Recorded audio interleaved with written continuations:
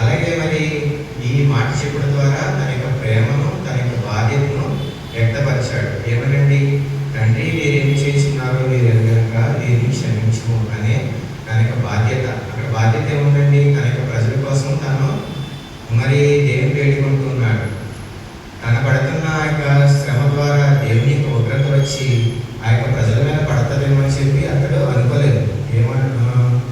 పడుతుందేమని బాధపడి తన పక్షమున మరి వేడుకుంటూ ఉన్నాడు. వాళ్ళ పక్షమున తండ్రి వీరిని క్షమించమని. అలాగే మరి కొంచెం కిందగా చూసినప్పుడు యేసుక్రీస్తు ప్రభువారు మన కోసం ఈ లోకంలో చేసిన త్యాగము ముందుగానే ప్రవచనం నెరవేరింది. నిజమే కదండి, ఆయన ప్రవచనాలను నెరవేర్చడానికే ఈ లోకంలోకి వచ్చాడు. మరి యేసుక్రీస్తు ప్రభువారు ఈ యొక్క లోకంలో జీవించినంత కాలం కూడా అతడు ఏదైతే చెప్పాడో వాటిని చేశాడు.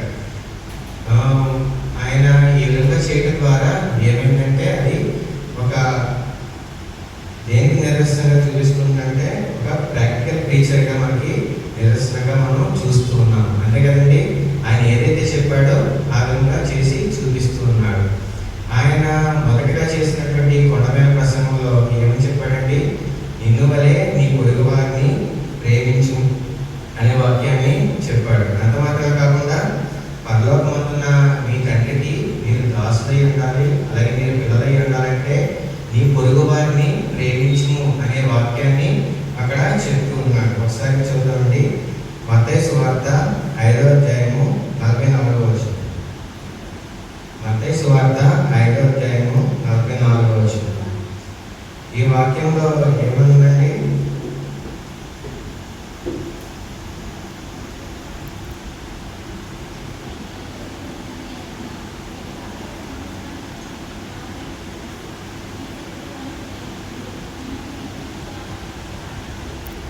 ఏమంటున్నాడండి? పరలోకమందున్న మీ తండ్రికి మీరు కుమార్తె ఉండాలంటే మీ శత్రువులను ప్రేమించుడి, మిమ్మల్ని హింసించే వారి కొరకే ప్రార్థన చేయండి అనే ఫస్ట్ ఆ కొండ మీద ప్రసంగంలో మరి యేసుక్రీస్తు ప్రభువారు చెప్పాడు. అదే ప్రసంగాన్ని మరి ఈ సిలువలో మొదటిగా తను నెరవేర్చాడు. ఏమనండి? వారి కోసము విజ్ఞాపన చేశాడని మనము గమనిస్తూ ఉన్నాము.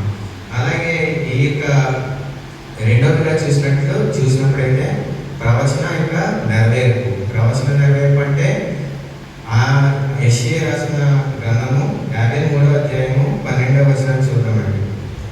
యెషయా గ్రంథము 53వ అధ్యాయము 12వ వచనం.